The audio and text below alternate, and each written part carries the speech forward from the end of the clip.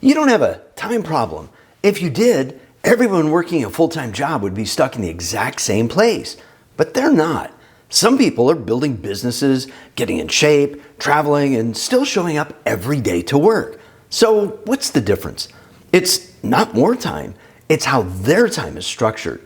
Because most people don't actually lose time, they lose control of it. And once that happens, your day gets decided for you before you even realize it. That's why you feel busy, but never feel like you're moving forward. In this video, I'm going to show you how to take that control back and build a system that creates time instead of constantly running out of it.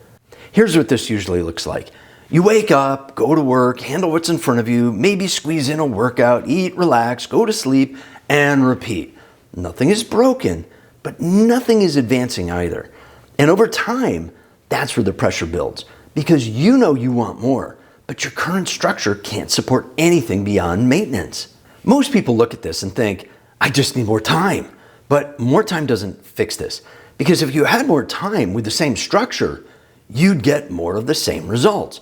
What you actually need is a system that tells your time where to go before something else decides it for you. Once you see that, you stop guessing and start measuring. You can't fix what you can't see. Most people don't know where their time goes, but they only know how it feels. Busy, tired, and gone.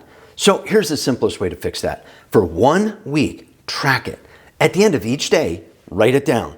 Work, sleep, phone, TV, gym, driving, scrolling, everything. Not perfectly, just honestly. Because this does one thing really well. It shows you the gap between what you think is happening and what's actually happening.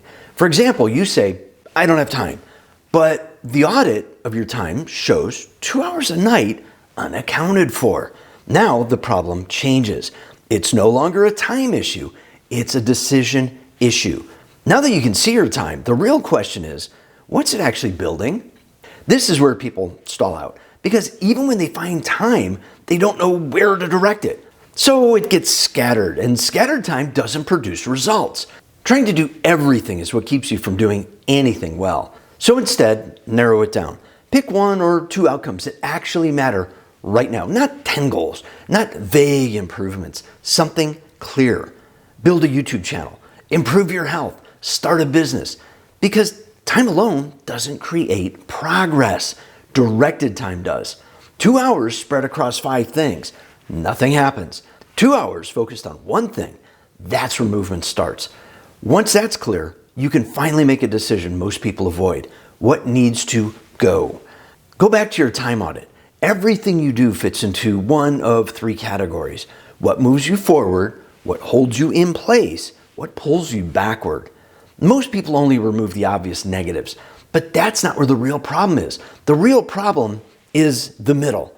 The things that feel harmless, scrolling, background TV, random distractions, they don't hurt enough to stop, but they don't help enough to matter.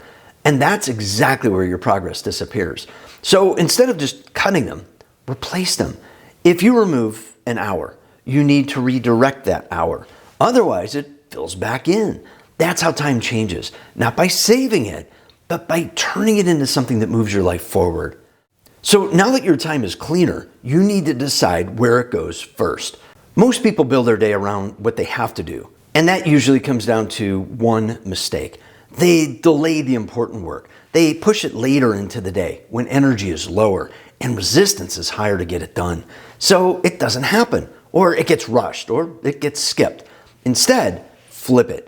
Do your highest value work first, before the day starts pulling on you, even if it's just 60 to 90 minutes, because that's the most controlled time you have.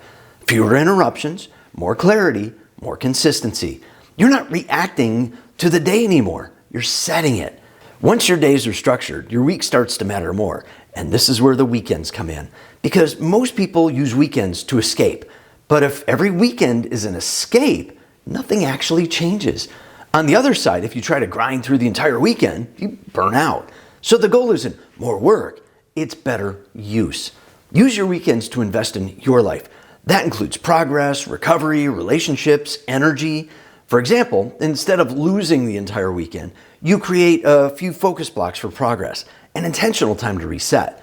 Now, Monday doesn't feel like a restart. It feels like continuation. This is a point so often misunderstood, and this is usually where people push back. Most people point to their job as the reason they don't have time. Notice I didn't say all, but the job isn't the issue. The issue is the skill that hasn't been built yet. The ability to use limited time well. Because if you can't focus for 1 hour now, more free time won't fix that. It just gives you more space to waste it. So instead of seeing your job as interference, see it as resistance. It's training you to be more efficient, more disciplined, more intentional. And once you build that, you don't need more time. You get more out of the time you already have.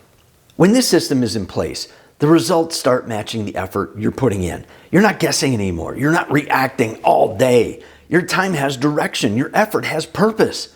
And your day starts producing results, not just activity. Most people try to find time. That's exactly why nothing changes. Because time isn't something you find, it's something you structure. And once you understand that, you stop waiting and start building. Because if you don't take control of your time, you fall right back into the same pattern. Busy, tired, and stuck in the same place. In the next video, I break down the reaction loop that keeps pulling you back into that pattern and how to interrupt it. I'll see you there.